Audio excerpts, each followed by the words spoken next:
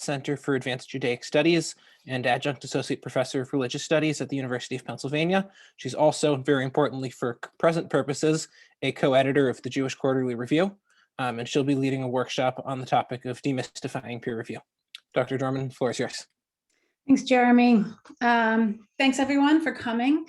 Thanks, David and Jeremy, for giving me the opportunity to talk to you a little bit about peer review. For those of you, I know some of you here, but for those of you I don't know, my work is in the Tannaitic, my academic work is interest in the Tannaitic material as kind of a phenomenon of Roman provincialization. That's sort of how I plug into this ancient Judaism world. But as Jeremy said, my role here today is as co-editor of the Jewish Quarterly Review. I work on that with David Myers, a historian at UCLA, and I've been editing JQR for a long time now. JQR is a 130-year-old journal of Jewish studies, history, literature, cultural studies, and covers all periods of time. So it's a really broad kind of journal. And it's probably one that, you know, at least I hope you get on your CV at some point in your career. It's I'm obviously fond of ancient Judaism, and that's a field I'm really interested in cultivating. How many of you, just curious, have submitted to double-blind peer review journals before? Not so many. Okay, so you have what to learn. It can be a fraught process, but what I want to do today is sort of pull back the curtain a little bit on how the process works, some really nuts and bolts about going into it, some of the ways that editors deal with the process, and really talk in some depth about peer review, how to manage the peer review process, how to use it for you and not against you. I've sat on all sides of the peer review process, so I'm happy to give. I'd love to have plenty of time for questions, but for now, I just kind of want to do a frontal, little bit of a fire hose presentation of really some information and from the editor's perspective on the process, and then I really want to hear from you. What are your questions? What are your anxieties about the process? And what wisdom can you share with each other? So let me just start out really broadly to say that as a philosophy in its Platonic form, peer review is a fantastic, just way for the field to keep itself rigorous, honest, and relevant, right? It's how a discipline patrols its boundaries in a good way, and sometimes in a rather hidebound way. And blind peer review really helps fields to discover new talent, to weed out weak pieces, unproductive work, or in rare cases, pernicious ideas. So just to lay my cards on the table early, overall, I believe that its flaws notwithstanding, double-blind peer review is kind of the scholarly endeavor at its very best. There are various forms of peer review, as you no doubt know. Humanities journals such as mine use double-blind system in which the author and the reviewer are unknown to one another, right? So your manuscript will be sent out anonymously to reviewers whose remarks will also be sent back to you anonymously. Only the editor in this case knows who both of you are. Reviewers are called on to be interested really in the quality of the scholarship, undistracted by names and institutions, the same way that when you go to a conference, you know, people look at your tag and then see where you're from and look past you. This stuff is supposed to be stripped away in the peer review process. As an unknown, a youngster, a newcomer, or if you're coming from an obscure institution, you really get a chance to sort of surge to notice in a way that the other, you know, gatekeeping prestige markers are stripped away. Sometimes, and on the flip side, sometimes sort of the lazy or recycled work of a very senior scholar can also sometimes be caught and blocked and critiqued in ways they might not otherwise in another venue. So double-blind peer review it's the gauntlet. It's not an accident that very senior scholars very rarely contribute to peer-reviewed journals. There are other factors at play too. Their work is always spoken for well ahead of advance, but on the other hand, it is a kind of humbling adventure. And I have gotten things, I'm going to use Yerushalmi here as an example, although I've never gotten a piece, Yerushalmi has never submitted to JQR that I know of, but I get a piece from Yerushalmi and I might get a peer review with response that comes back, and this has happened, that this sounds like watered down derivative Yerushalmi. So So in other words, peer reviews for what it's worth. So other models that you will encounter in your careers, monographs and edited volumes are more commonly single blind. The reviewer knows who you are, but you do not know who they are. Now, as an aside, and you may know this already, articles in so-called peer-reviewed edited volumes, they are not as a rule reviewed as nearly as rigorously as journals do peer review. And this may well be reflected in their relative rates, weighting in your tenuring. In other words, you probably don't want to have too much of your work pre-tenure tied up in edited volumes, even though they are the siren call. You know, you've gone to a conference and they want your paper and it's an easy pub. You really want to be heads up on how much of your best stuff you want to reserve for peer review pre-tenure, likely, depending on the department where you're in, but we can return to this. Many publishers of books and journals use something called the desk reject, in which a submitted manuscript does not even make it to peer review. It may be internally reviewed by the editor or by the editorial board. And in these cases, the process is functionally single blind. Now, the desk reject does not mean you haven't gotten a fair or careful reading. It just means that you won't probably get the same intensity of reason why a piece was not accepted as you may have if it had gone through a full review process. A desk reject can happen for a whole host of reasons, not just your work. And we also can talk about how the rejection process functions when we get a little bit later. Feel free to jump in if you have questions along the way. Otherwise, we can have discussion at the end. By the way, we're just a small group and we can chat. Okay. For junior people, such as you all, journal publishing is not just a necessary professional hurdle, but in contradistinction to edited volumes, it is a fantastic opportunity to have your work really vetted closely by careful readers, often with great deep knowledge of your area. Now, this can be a welcome change from the reactions of, say, a distracted conference attendee, and it's in some ways a really necessary weaning from readers who are already converted fans of your work. Right? It's hard to hide in rigorous peer review. And for postdocs and advanced grad students, you probably have dissertation committees that tell you all the time how wonderfully brilliant you are. And I'm certainly you are wonderfully brilliant. And given from the work I've heard today, you certainly are. Nonetheless, this is an important part of your sort of coming into your own in the field, hearing other voices that aren't already converts and aren't so personally invested in your success, as it were. It's an important part of emerging to the field on your own terms, as, by the way, this conference is in an important way as well, another example of that.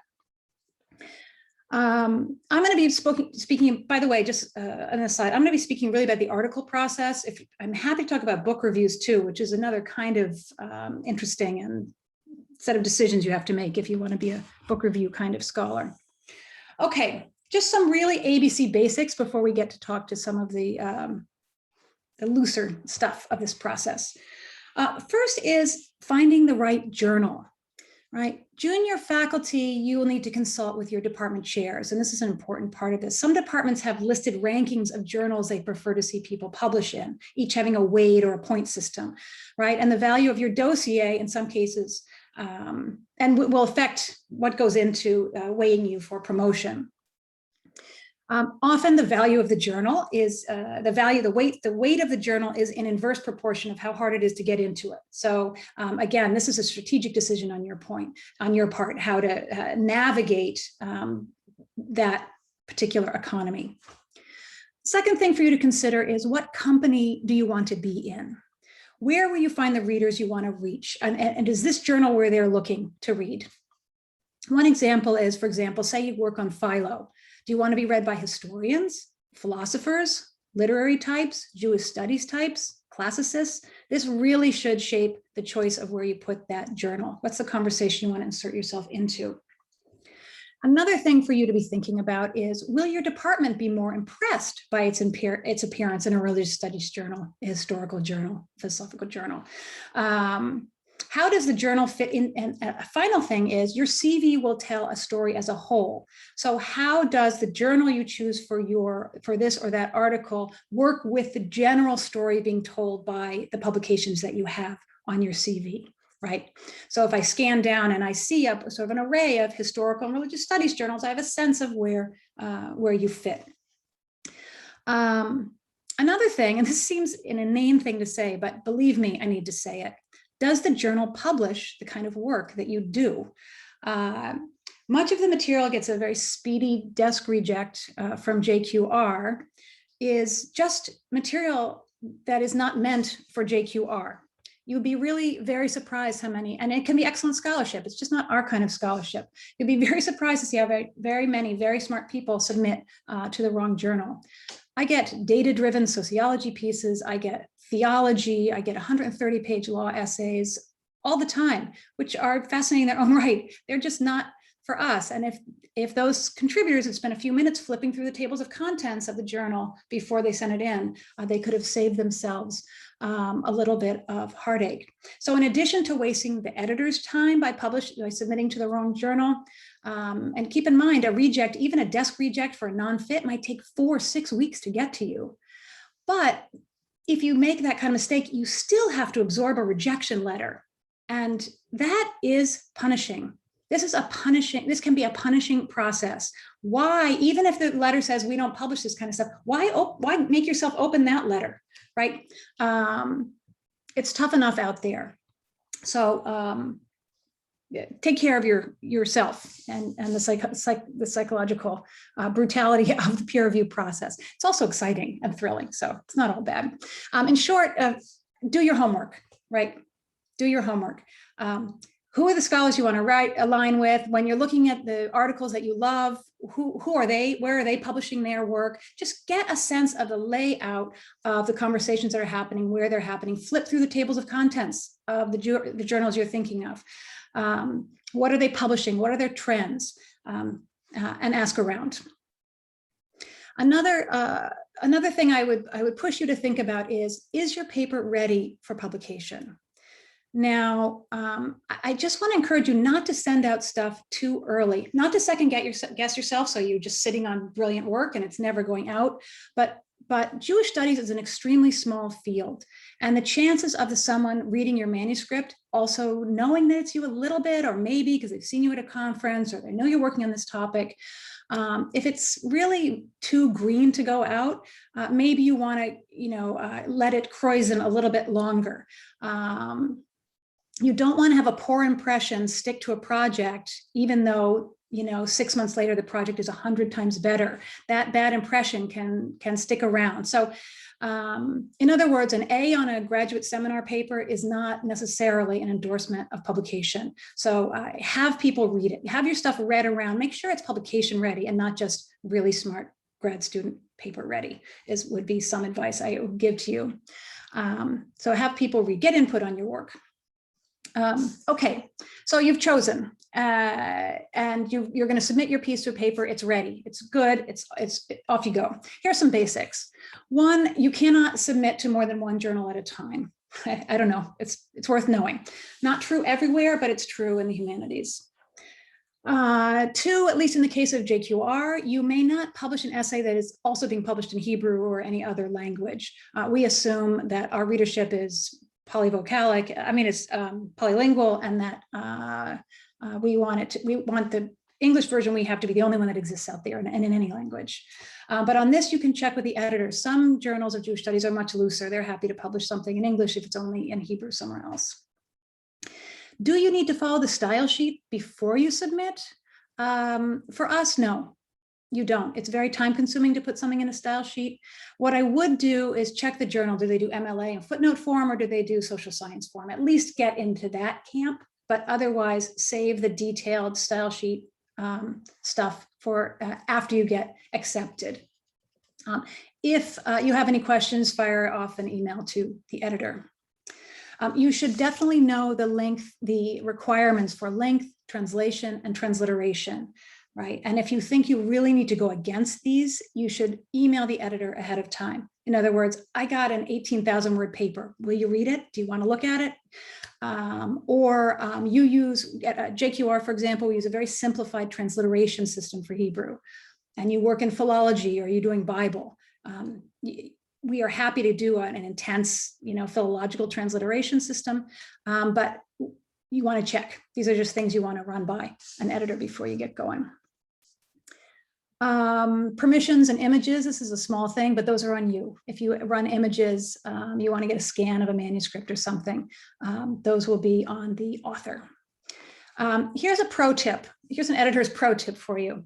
You know that big footnote you put at the beginning of your paper where you thank all these great people who've read the paper for you. I thank the input loves. Thank you so much, Seth Schwartz, for your input on my work. Thank you, Marjorie Lehman. I also got, of course, the mistakes are just my own. This is not a footnote you want to put in a manuscript you submit. Why? Because we use that footnote as a list of people we will not send your essay out to for peer review. So you can really eliminate a lot of allies from the top with that footnote. Save that footnote for when you publish, all right? Save that for down the line. All right, how long does this process take? Well, do you really want to know how long this process takes?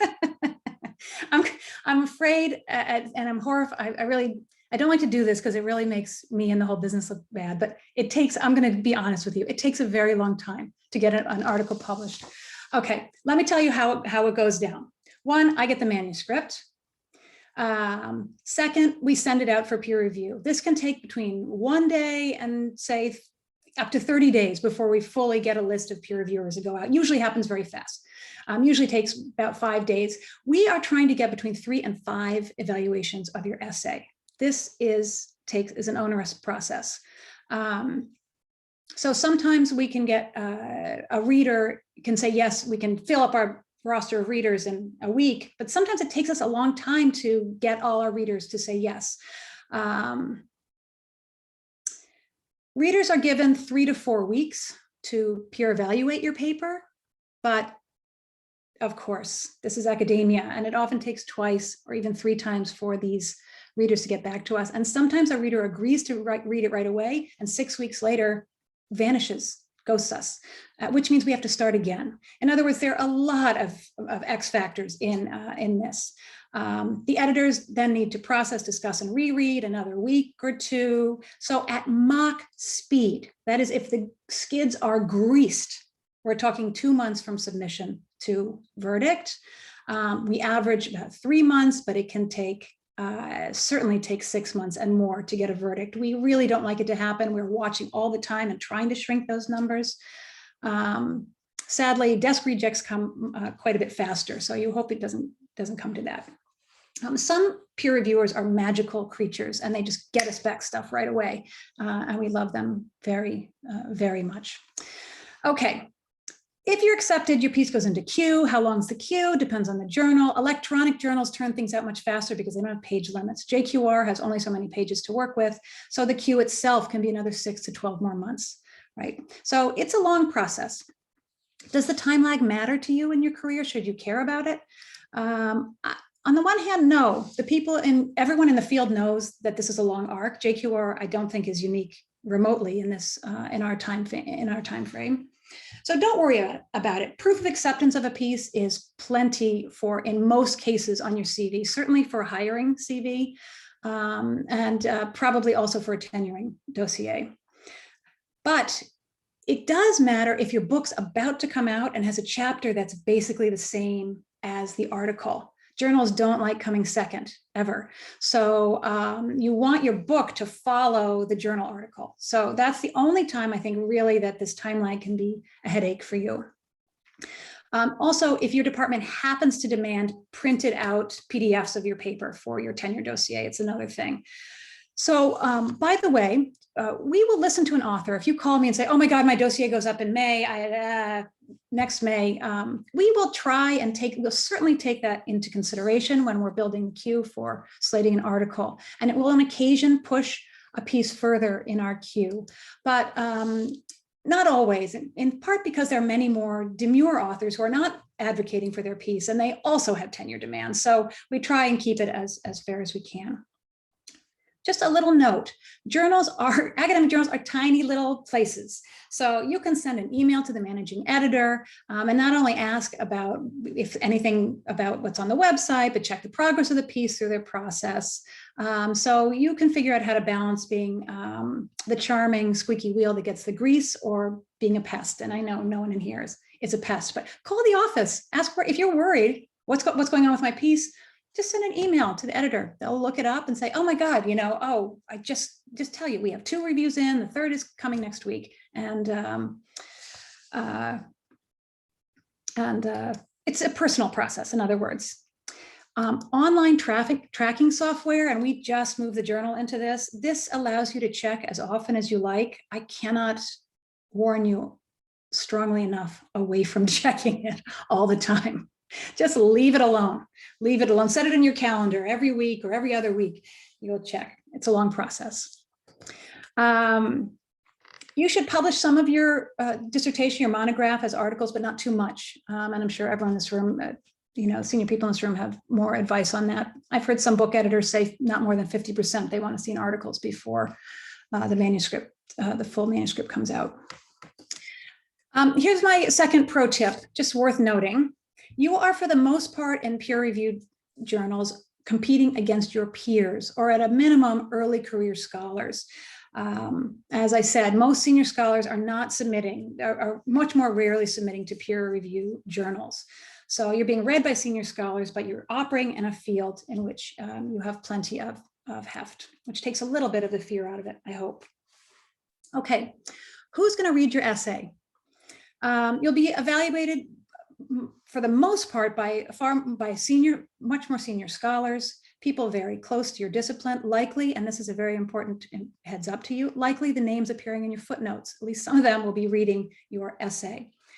For us, we like to add a senior scholar who is part of the larger discipline for perspective, kind of on the horizon, and a cognate person with some parallel interests. Do they find your work interesting, right? Let's say you work on the Tanaim, maybe I'll get a Roman historian to look at the same thing, just to see how it speaks, what kind of broad so what the piece brings to any given conversation. And this is why occasionally you'll get a peer review evaluation that says, well, this is not my field, but I thought X. And some will read that and get really all high horse. This person admitted they don't know anything about my field. Why are they having any say on whether I get accepted or not? And I would say this is quite, for our journal at least, this is quite by design. We are fully aware of the difference between a specialist and a non-specialist in your field. We're getting these voices into the conversation for a reason. And another note I think that's worth making is that we very much want to like your essay, right? We are looking for good copy. We have no reason to think your essay isn't going to deliver it to us. We are a generous reader of your material. We are as optimistic as you are that your piece is going to be good enough for our pages and get in. So we're not reading like, oh, everything's bad. We're reading of, oh, great, a new one. Let's hope this is a winner. This is worth reiterating for those of you on or about to go on the job market too. It can be terrifying to be giving a job talk and be asked pressing questions, but again, job talks are another place where it's a very generous hermeneutic. Everyone in that room wants you to succeed. They picked you to be there, and it just may help you just take a breath and relax and not get defensive, but be conversational. Okay. Any questions to hear before I jump into sort of little things that editors are looking for, editors and readers are looking for and not looking for? All right. Yeah, go ahead, Danny. Yeah, I was wondering, oh wait, all right, I froze for a sec. I was wondering if maybe you could just say briefly, like, because I think obviously a lot of us are in like kind of different stages in our PhD, and so like what stage that you should be kind of making that transition from like good graduate seminar papers into something that you would send to a journal. I think you may have touched on this a little, but I just wonder if you could reiterate. Yeah, well, it's a tricky thing. I really think you need to really ask your advisors really directly that question. Like you love this paper, it's an A, but what would I need to do to make this something that I could send out for peer review? I mean, I'd really push people to read with that in mind and ask them to, in my house, we call it murder boarding, you know, just give me a sense of what might happen to this in peer review, or how can I anticipate? In other words, don't use peer review to get a first reading on a paper. Push your paper a little bit down the road, not because it isn't a great form of murder boarding of your paper, which is great for scholarship, but that it might leave a taint on your work, a small one. I don't want to scare you away from this process. I really don't. I want to prepare you to be successful in this process. Yeah. Okay, let me talk a little bit about things that evaluators and editors like, and then I'll talk a little bit about things that evaluators and editors don't like so much. Or maybe I'll go the other way. What do evaluators and editors like? Well, obviously, we like original research. We like theses that are cogently argued, well defended, and importantly, and it can be a trick sometimes when you're very, very close to your topic, we like pieces that make very clear their place in the broader scholarly conversation, that articulate their stakes, right, in clear terms. Good writing helps a lot in that, but sometimes it's hard to get out of your archive and remember that someone else, that it's not as riveting to the world as it is to you. Explain, right? Open that stuff up, especially in JQR, which is a broad Jewish studies journal. If it's a journal just of rabbinics, you can probably stay more tightly to your work. What are things that evaluators and editors send to cause you a little trouble? These are little things, but very important to underscore. Typos, missing pagination, little aggravations that drive peer evaluators crazy. And can really cloud them, you know, it just annoys them. Why annoy a peer evaluator? Don't do it, right? Really proof the heck out of your paper before you send it in. But more important than a typo here and there is smaller sloppy mistakes of fact, philology, or translation, especially around the primary sources of your key focus. These things are really red flags and cloud readers' minds. And you might think this is obvious, but I see this stuff regularly, and I wouldn't be mentioning it here if it didn't come up a lot. So I really would be extra anal and meticulous about your sources, your primary sources. Another thing that evaluators really don't like are what I call the sins of youthful exuberance, for lack of a better term. In other words, don't overstate the innovation of your work. This is something no one's ever seen, or the field has been blind to this approach from day one. It's rarely true that that's the case, and your more seasoned colleagues will be certain to tell you why it's not true. And it is also more than likely that the person you are trashing is a peer evaluator of your paper. So just a heads up. And it also initiates, I think, sort of one of the most important rules of academia, which is give credit generously. Be a generous dispenser of scholarly credit as just a habit. As a teacher, as a scholar, and as a colleague, it's a good idea. Another telltale problem for the papers of graduate students or junior professors is surrounds the question of citation. How do you manage citation? Failing to cite the most relevant and recent scholarship on your topic is a big problem. It doesn't happen usually with young people so much, but gaps in your bibliography, if extensive enough, are always disqualifying. However, to cite everything written on a topic is also a sign of a certain kind of youthful exuberance, or I don't know. It's a sign that isn't fully matured, the paper. So if you just happen to mention post-structuralism and cite everything from Derrida, the rest of the world, even though it's a marginal concern to your paper, is a sign that this was just plucked out of a dissertation. That's not the work that the work of a dissertation is different, I think, in most cases than the work of a scholarly article. So walk the line. Be sure to cite the most relevant discussions of your particular thesis and not your whole field.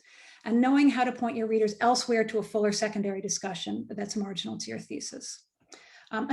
Something to be heads up on, and again, I don't anticipate that from this crowd here, is an entirely Anglophone bibliography can be a red flag for peer evaluators.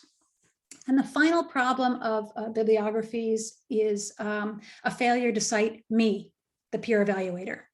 Now, this is a problem which you can do little about. Some peer evaluators will read your work and be really annoyed that they don't appear in the apparatus anywhere. The good news is that these people often give themselves away and it's easy to fix, right? This person has missed the following 5 citations, 4 of which happen to be by the same scholar. That scholar might well be the peer evaluator. Just drop one of those footnotes in the next round if it's a revise and resubmit. But you can't control for that. You can't get everybody. So this is sort of countervening advices. So it's a tricky balance between a dissertation-looking article and a targeted, mature article. So just call your footnotes in a way that shows your confidence and command of the field. All right, things that editors in particular, as opposed to specialist evaluators, don't like. We like to, as I said, we like you to be clear on the purpose of your essay. What conversation are you joining? Are you adding new primary data? Are you adding a new approach, methodology, history, both? Make clear the so what. In other words, yeah, I think that's clear. Okay, let's talk about the aftermath. Now we have a verdict. Let's talk a little bit about what to do then. The verdict's in. You've been accepted. Yay! This is awesome.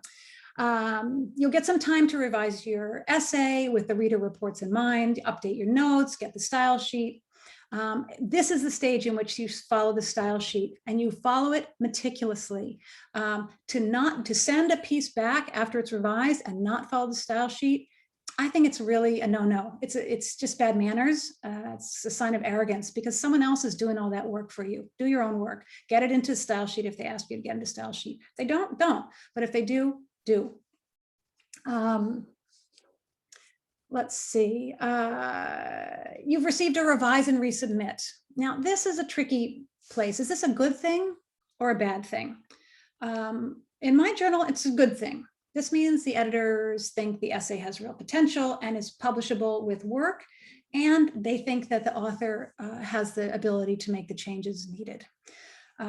Most editors want revision to result in an acceptance, not least which because it's a lot of work. It's a lot of work that we ask of our peer evaluators, and to have them read something a second time that we don't think is going anywhere is taking advantage, we feel like, of the people who are already volunteering so much energy to our endeavor. When should you not revise and resubmit? You should not revise and resubmit under the following 2 conditions. 1, if the changes that the readers are asking for are ones you're really unwilling to make.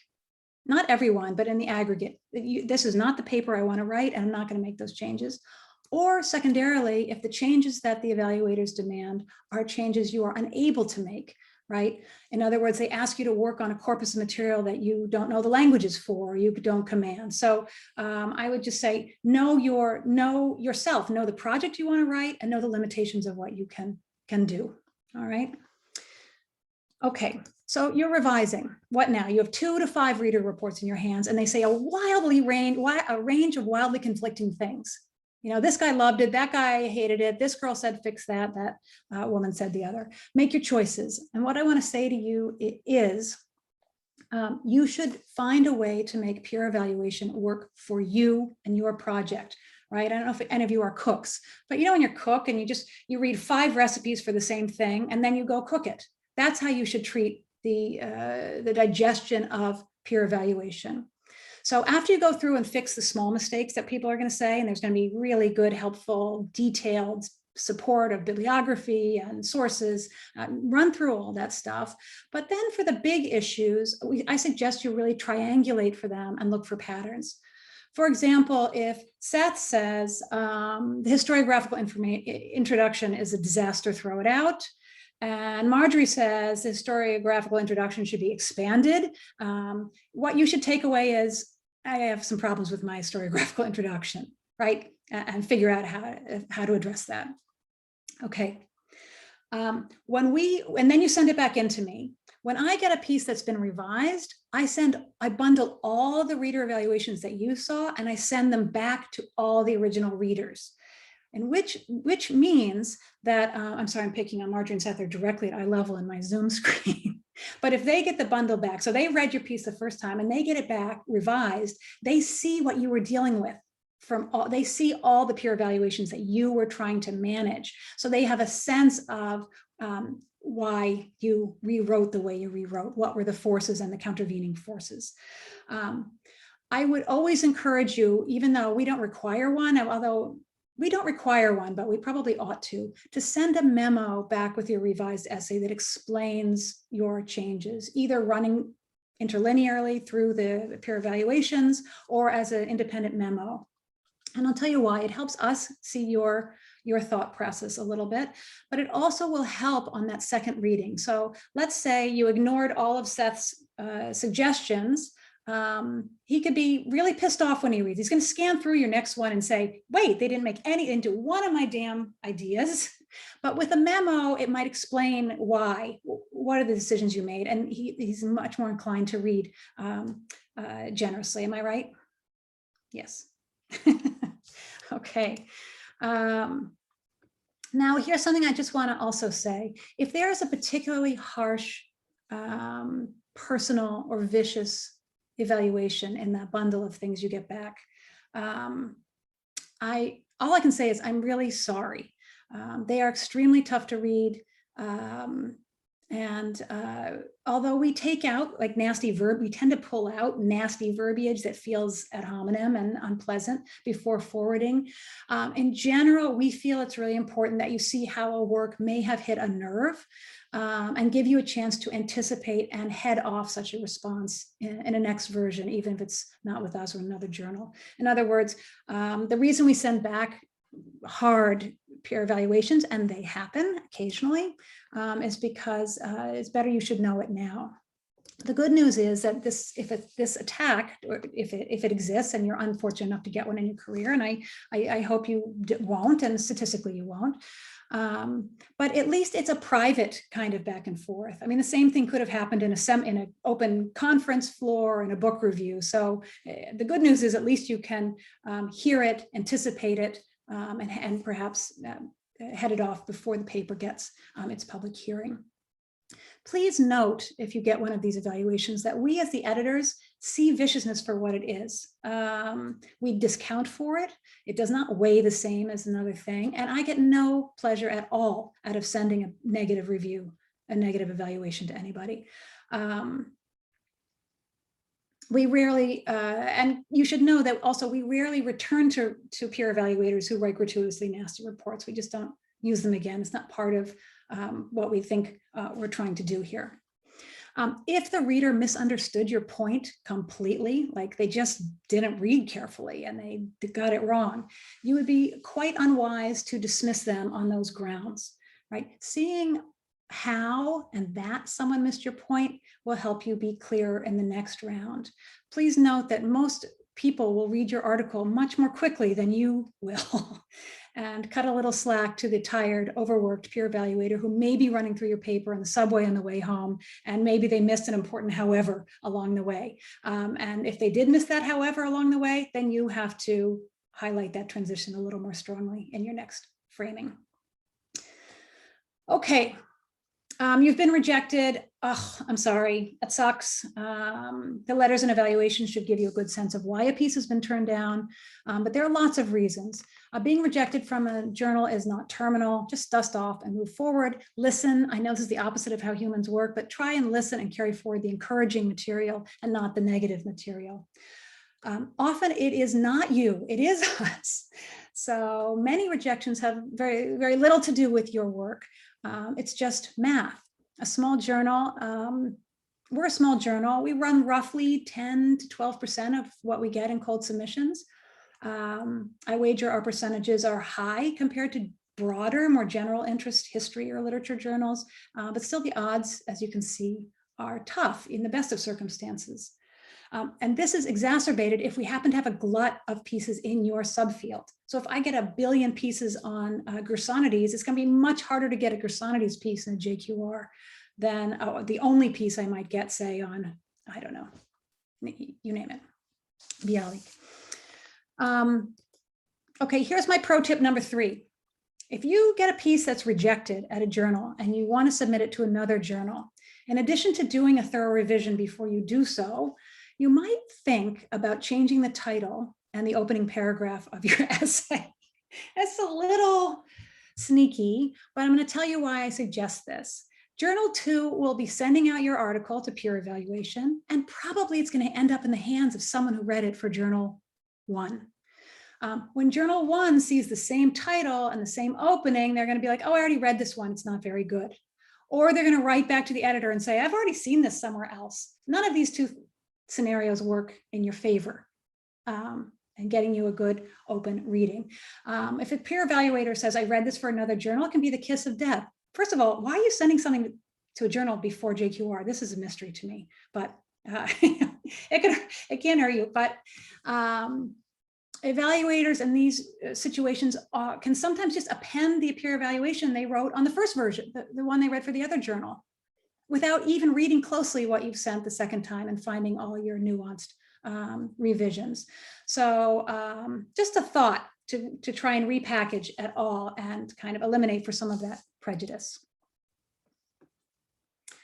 All right, so I think that's pretty much more or less what I want to say. I want to just close by underscoring that peer review is structured around and can't exist without the incredible devotion of so many people that work and to the success of the project without any visible credit. A huge amount of labor goes into peer review and goes into the production of the journal. And it's all really for, I think, for the love of the field, for the betterment of scholarship. It is really a privilege to have an essay peer evaluated, in my opinion. The process is far from perfect. We both reject pieces we shouldn't have rejected, and we certainly accept pieces we shouldn't have accepted.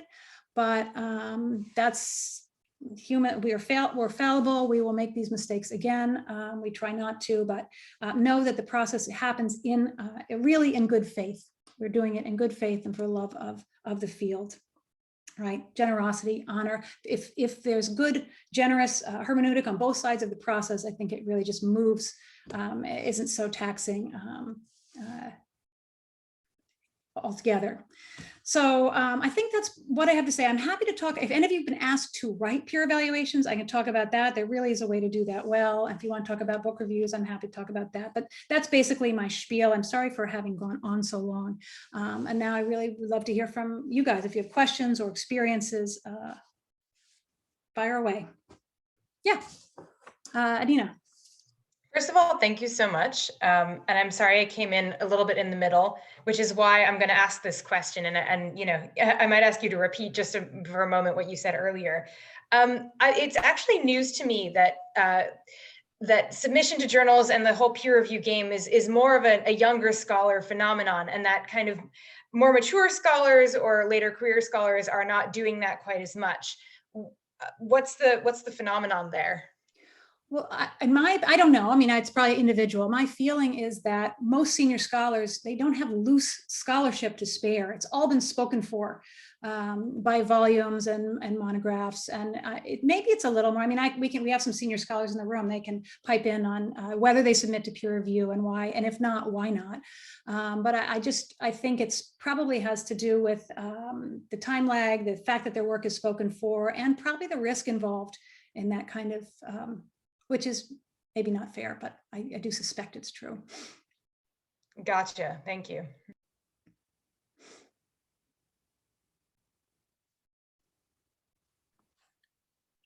Natalie, did you want me to comment on Adina's question? Yeah, please. I also think that in terms of senior scholars, that we've put a lot of our stuff out there in terms of articles first to try to get it out there. And then we're up to the point where it's time to book it. And we want to write the book. And so when you're writing the book, you're singly focused on getting the book done. And that takes the time away from the individual articles that you want to submit. So I just finished a book. So now I'm going to start probably to submit individual articles that'll be related to the next thing I'm thinking about in order to get some of those ideas out there and get them peer reviewed so that I'm then thinking along the lines of then booking it later on. So I think that's part of the process. So anyway. Right, that makes a lot of sense. Thank you.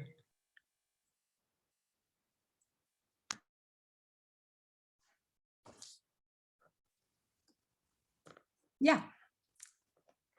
I won't respond to that, although I have a slightly different experience, which is that the same process that Marjorie does through submitting articles, I do through solicited. I mean, people are asking me to do things. So I'm, working out ideas and solicited papers. And I don't remember the last time I submitted anything to journal.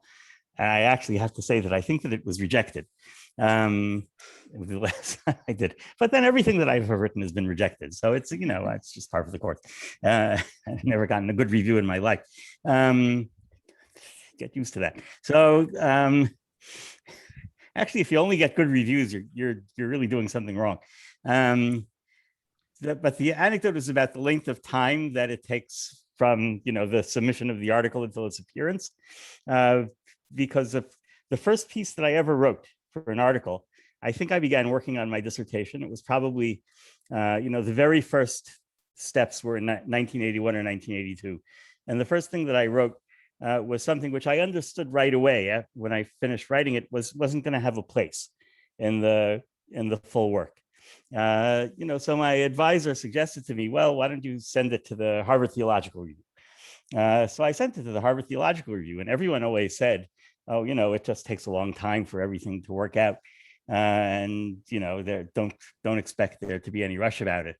In 1986, I got a letter back from the Harvard Theological Review saying, sorry for the delay, but we're accepting your article for publication. And I thought, well, great. It really did take a long time. Wait, what was the year of the original submission? 1981. The real lesson of the story is how unprofessional we were in those days and how well prepared you are in professional terms. We didn't have these sessions. No, we did, you know, definitely in those did days. not. So I thought, okay, 6 years, not so terrible. Came out in 1987. I hope I haven't been too Universal insult and obloquy, by the way, for the record. People are still insulting the article, but still. I hope I haven't been too waved you off the process. I really am just trying. I hope I haven't been too negative with the process. It really is a great way to have your work read. And we definitely get junior, as I said, junior people in the pages almost always. I have a question. I want to thank you as well. And I think because it was very concrete and, you know, pro tips and so forth, then maybe I don't at the moment have a particular question, but something broader that I would like to hear you speak about is sort of related to sociology of the field. I mean, many venues of scholarship are now actively making effort to ensure visibility of people, to you know, to be active in how certain voices are heard. And what you describe, I really appreciate how you described it, but right, you are describing it as like a fortress of meritocracy. And I just wonder, from your perspective as an editor of a flagship journal, how do you manage this discussion? It's not just a discussion, right? The field is changing. And how do you change with it or not change with it and so forth? Right. This is really, really a great question and a hard question. We definitely have a woman problem at JQR. We get far more submissions by men. We have made changes. I can tell you a little bit of what we've done. We've tried to be doing and how we're trying to. The main problem in Jewish studies is obviously a gender problem. There's not a lot we can do about sort of race in JQR. But well, maybe there is. I'm welcoming, but as far as JQR, which is the nature of what we publish and our traditions, we get many more submissions by men. Horrifyingly, this has been exacerbated by COVID, which enrages me really beyond measure. I think the hit to women with children of this past year and their careers, we're going to be feeling it for a long time, and I'm not happy about it. So what are the things we do?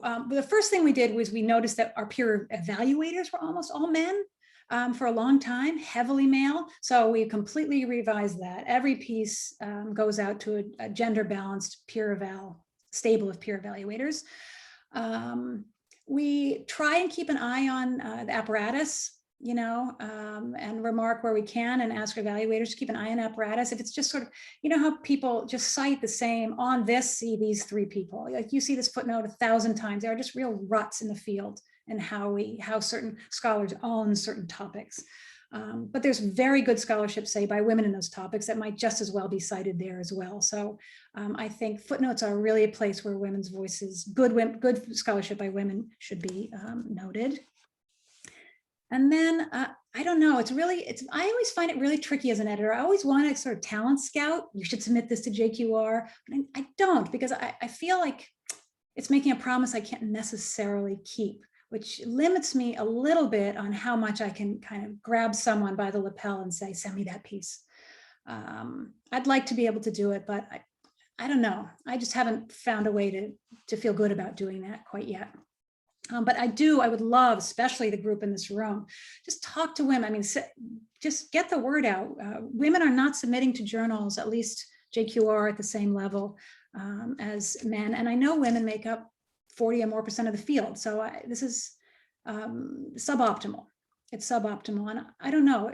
I don't know why. Maybe women are being asked to submit to volumes at a higher rate to bring up that parity and don't have work. Maybe, I just don't know why. I wish I knew why. The other thing that we're doing, Natalie, I just wanted to add that I found it interesting. I was just thinking about it as you were saying it, that over the past year since COVID, I have gotten more requests for peer review from journals, major journals, than ever before. Like, there isn't a month that goes by now that I don't get 1 or 2 requests, which is not the amount that I used to get. And so I think that's part of the journals recognizing wanting, women peer reviewers. Right. And so it's definitely, I've seen that uptick. So I think, I want to make that known, which is a good thing. So Yep. We use our blog and we use fora to get women's voices more central, and we do. We have added, if an article's by a woman, I note it. I note it in the tagging system. I really try not to note it beyond that, but I don't know. It's a problem that definitely has work to be done on it, for sure. Did you have something more behind that question that you wanted to add, or things you're wanting to see, or talk to me a little bit? Yeah. No, I was honestly, I was a little bit surprised that you didn't bring it up. And if I have specific ideas or anything, no, I think it's, it's really, like a tough tension between recognizing that, a field is people who have certain norms, and the field takes its shape according to other trends and not just, the best ideas out there and so forth. And the other tension that you don't want to, publish things that you shouldn't publish. I mean, that's how I see your right. And journals are passive in some ways more than other kinds of editors. I mean, we can only publish from what we get. And so, I mean, we do build fora, but it's not the same thing. That's a good question. Dina, sure. Yeah, so I guess moving away from that, and I just have a sort of relational, also a sort of sociological question, but this is about sort of managing relationships within the field, because obviously it's sort of tight knit, and like you mentioned, a peer reviewer at one journal might be the same peer reviewer at another journal if you resubmit. What happens if that peer reviewer is actually not the peer reviewers, but is actually the editor of that other journal? And there's sort of, I feel like there's a lot of layers and sort of awkwardness, how this could play out. Do you have any suggestions for how to manage relationships on that level and sort of maintain kind of, academic collegiality, all that? Can you say a little more? I mean, I'm not sure I quite understand the question. Like, what's the scenario you're imagining? I guess I'm just imagining the sort of overlap. The same people you meet at conferences are the people who are going to be peer reviewing your work. Right. Eventually they will know that it's your work that they peer reviewed. And I don't know, I'm not sure this is a particularly focused question, but I'm just wondering if there are any, narratives that you have, stories from your experience, or ways that you've managed the kind of overlap of relationships in these scenarios. Yeah. I don't know. I mean, denial for me is, a very effective tool. Just a nice smile. In other words, you're going to run into people, you're going to meet people who have peer reviewed your essay, and you're going to run into people who you've peer evaluated their essay. I run into people all the time that we didn't take their piece, or we did take their piece, but for me, it's never personal. It never rubs off on a person if we didn't take a piece by theirs. It's just sort of the machinery of the journal, and it's peer evaluation, and sometimes things get through and sometimes they don't get through. Sometimes we're right, sometimes we're wrong. But yeah, I think that's probably why I flagged this idea that at least for the first paper or two you submit, you want to just make sure it's tight. I do think, and I wish this weren't true, but I do think, and this is the same with your first conference papers, just these impressions have some legs in the field. So you really always want to be making sure you're putting what you understand to be your best work forward. Only just because of the sociology of the field. It's a little business. It doesn't mean that these things, nothing is terminal, everything is changeable. And, one bad paper is certainly not going to change anything in your career in the long haul, but just to be heads up about that. Yeah, I think certainly people taking on peer review I think they're naturally curious about the discipline. Otherwise, you don't take on the work of doing close peer review. It's hard work to do a good peer review. And if I get a crappy peer review back, I don't go to that person again. And I tell you what also counts as a crappy peer review, 2 lines that say, this paper is awesome, you should publish it. That is useless to me. I can do nothing with an evaluation like that, especially when the other person writes 6 detailed pages on why I shouldn't publish the piece. I got nothing to push back on. Right. So what counts as a good peer evaluation is sometimes a little counterintuitive in this case. And people who do it well you have to really care about the discipline to do it well. Yeah. Yeah. Jump in. So on that, beyond the obvious answer that would probably be, it's a small field. We know who are the quote big names, but how do you choose the reviewers for a specific piece or in general? That's a good question, because we are really general journal. So I obviously always get pieces in fields I don't know anything about or know very little about. We do a couple things. One, that's what our editorial board is there for. We'll bump them a piece and say, who do you think should read this for us? That's one of their main functions for us, is to help us find peer evaluators. I use the footnotes of the piece itself. That's a really helpful guide for me. And I sniff around from there.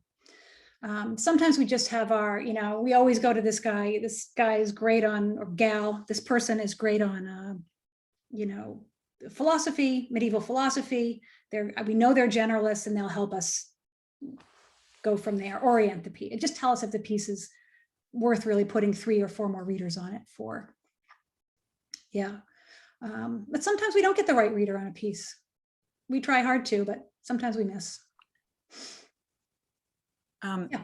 I know we're about out of time, but I don't know, Natalie, whether this would ever happen. But let's say Adina, reaches out to you and writes you an email. I have this article, I'm working on it. I'm not sure whether it's ready, but I really want to submit to JQR. You write her back. You say, look, you're right. It's in our bailiwick. We would definitely think about it. And then you recommend, and you say, Marjorie Lehman kind of works around that. And why don't you have her mentor you on the article a little bit before you hand it in, as kind of like a preliminary stage, if it's someone who's junior. And that way, Adina then can basically feel a little bit more comfortable, knows who I am. You wouldn't ask me to do the peer review, but at least there's a first stage that I feel like we miss sometimes. Like I would obviously, give my article to people I knew, but it would be nice to have had somebody, to work with me. So Right. Just an idea. That's a great suggestion. I mean, it's kind of, I think what I'm suggesting and saying, don't send every seminar paper, like send it to Marjorie, have her read it first, send it around a little bit, be brave in that way. I love that idea. I can't imagine volunteering your time, Marjorie, without checking with you first. No. I mean, you could check with me, but I mean, I know that, I want to basically, help people in the field get to you know, a better result, and it's a hard process. And Yeah. so I'd like to be helpful. That's good to know. So I don't know, some sort of purgatory of mentoring might be a really nice thing to put into place. We have, that makes a certain amount of sense. Someone asked me once before, can I send it? You know, people often send me an abstract. How about this paper? Is this a paper you'd like? My answer is always, I'm not going to, like, even if the abstract sounds wackadoodle, if it's in JQR's area, I'm not going to judge it on an abstract. I say, just send me the paper and go through the process. But I can tell usually if a topic, like this looks like JQR's own, yeah, we'd like to see it. Or this is not JQR territory, but I really definitely vest my cards on anything more evaluative at that stage.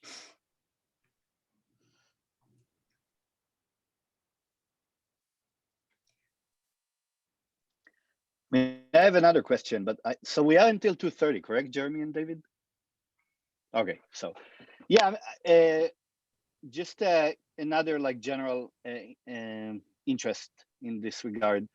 So sort of I don't know if we can call it a move towards, but a chatter around like new ways of peer review, sort of like quote open source peer review and online journals.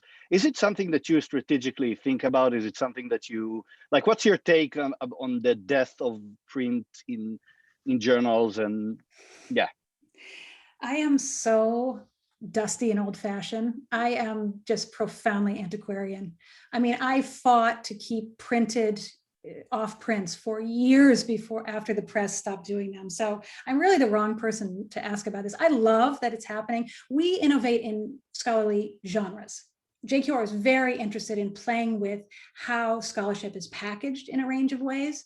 We are not locked into the 12,000 word paper. We really do. We're really interested in the note. We're interested in lots of ways in which knowledge can be packaged. But as far as JQR is not positioning itself as sort of the new electronic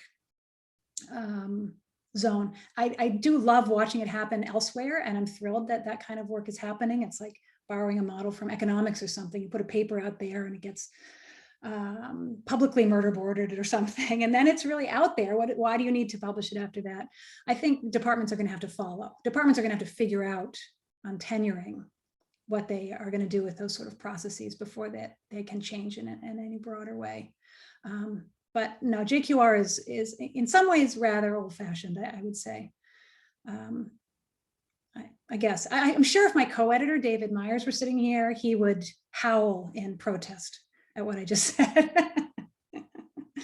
He's much more inclined to be, if not electronically innovative, but yeah, we're doing old school scholarship. I really like scholarship at the journal. Yeah. And I don't know if you guys want to talk about book reviews at all, a little bit. I don't know if that's relevant, because I would love to do that with some of the senior scholars in the room and see what the, I just think it's something of interest to you. JQR has stopped running book reviews because they take a lot of labor, and they tend not to be very interesting, even if the book is really interesting and the reviewer is really brilliant. Somehow together, brilliant book and brilliant reviewer leads to this kind of tepid, flaccid thing. I don't know. I find they're rarely as exciting as the component parts. That said, I'm also on the editorial board of BMCR, and I think that is an enormous benefit for the field. So I feel like Jewish studies should have something equivalent to BMCR. Should you write book reviews? I'm curious to hear what the other senior people around here. When I was in grad school, Chris Ferroni once said to me, "Why would you write a book review? Why would you put yourself in that kind of agonistic relationship to?" Seth, what you're talking? Yeah, I think that they're, it's a wonderful service to the field. And by the way, the idea of a BMCR, that's the Bryn Mawr Classical Review for Jewish Studies, is like a great idea. But just like in really gross practical terms, there are risks involved in writing book reviews pre-tenure. And it isn't necessarily something that you need to be doing.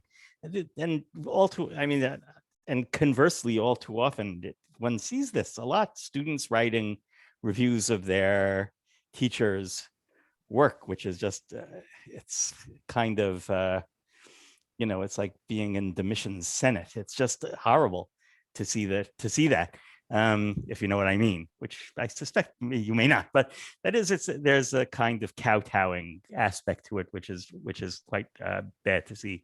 So it's the politics. The politics of writing a book review as a graduate student or even as junior faculty are really sticky and problematic. And if you're writing a review of someone who's a peer, who's really in your field, then it also has a competitive aspect, which can also lead to, unnecessarily to all sorts of difficult situations. Yeah. That said, I mean, there are people who are great reviewers and, and who regard it as a great service to the field, which it is. And, you're all adults, you make your decisions, but there are problems with doing it. That's what I think once in a while it's fine, but with doing it too much. Yeah, and you'll be asked to do them. I would think twice before just saying yes to a lovely invitation to get a small publication in, AJRS review or something. It's going to be a seductive ask. I would just think. And if you feel like you can do it, do it. But you don't, by the way, for most tenure committees, you don't get all that much credit. Oh yeah, you get no credit for them. No credit. Yeah, but you do get your name out hundreds of book there, reviews, and you can get a Yeah. measure of infamy or visibility. Sometimes both.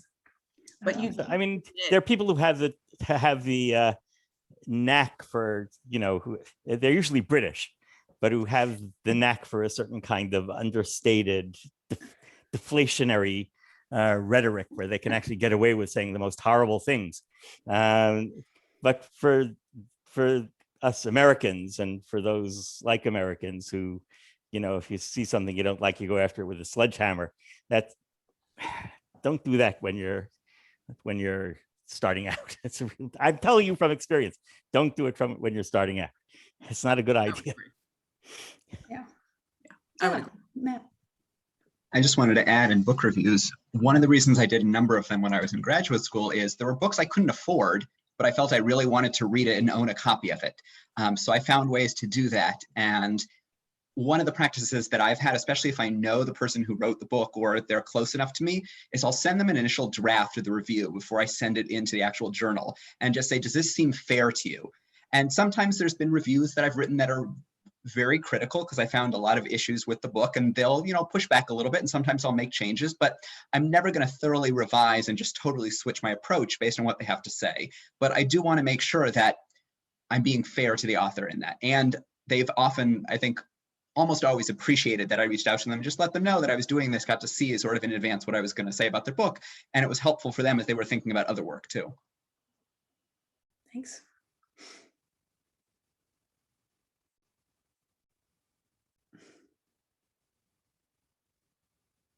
One thing we do love at the journal is the review essay. So, which is basically when you're writing your book and you have a really broad state of the question introduction of new work and old work, and you have a point of view, that sometimes has to break off of the monograph before it goes to press. And that can be an extraordinary, something we love to publish. We don't publish a lot of them, but they are really useful, I think, for the field. Like here's the last 35 years on this. And then also it has a voice.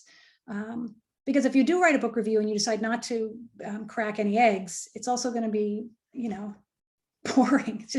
It's just cover blurb. So, which is fine. Sometimes a nice review that summarizes the main points of the book is just exactly what you want when you're quickly trying to make sure when someone's Googling and wants to make sure they know the content of the book before they say anything about it. It's nice to find a good review that's really clear about the layout of the book. They, just as Sesh said, they're very, very, I think, important for the field, and they are fraught. They're fraught endeavors. So, caveat. Right. The other thing too is that in a tenure committee or when you build your dossier, you add into the dossier book reviews that have been written, or at least your committee can access those book reviews. And it can be, if you are very, very critical, it can be really, if you are coming up for tenure and there are really, really critical book reviews of your book, it can be hard on the, coming through the committee. So just be careful the way you write them, if you ever write them, whatever stage of your career you're in.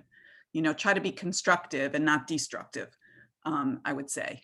I mean, I think there's a way to discuss and to be constructive about work and to talk about what it adds to the field or what it might question about the field, or without really just I don't know, dismissing it in toto. So that would be my recommendation. Anyway. Seth? I mean, one thing that I would say, by the way, is that, and this is advice looking for you ahead to the future. And this is something that I've really come to understand as I've grown up, is that writing a really nasty review of a first book is a terrible thing to do. One should never do that, no matter what. That's where I would agree with Marjorie, that you really have to try to find a constructive way of approaching it, even if it's not that good. Once you're past that point, then it's open season, in my opinion.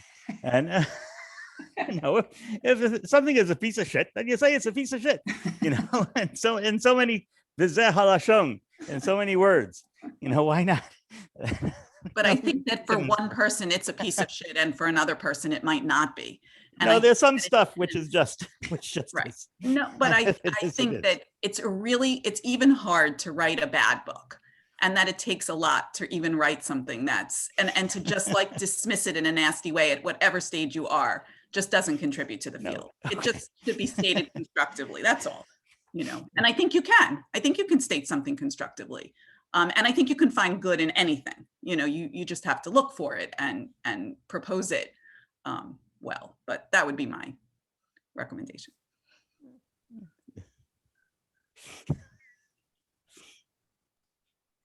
All right, any last minute thoughts? All right, if you have any questions that occur to you later, feel free to send me an email anytime. I'm just on email, never that far away. Thank you. Thank you so much. All So right. please everyone join me in thanking Dr. Dohrmann. We will take awesome. a 15-minute break, and then we will reconvene with hopefully some more folks who couldn't make it to the workshop, but the full conference at 2:45 for our next panel. See you soon.